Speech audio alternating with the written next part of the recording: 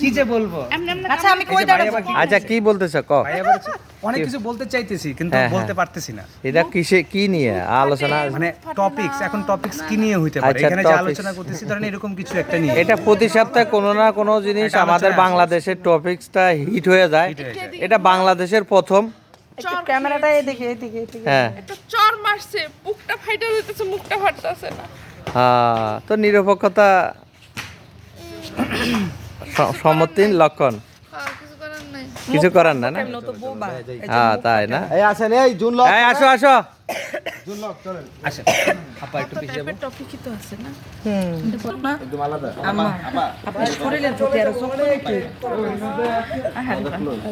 শরীরের যত্ন নিয়ে আর কি করবো গো মা? বাস মার পাই। ভাবি তোমরা তো মায়ের একটু ঠিক মতো সেবা যত্ন করলেও পারো। মা আজ কয়টা দিন ধরে অসুস্থ। তোমরা তো ঠিক মতো খোঁজ খবরও নাও না। এটা তুমি কি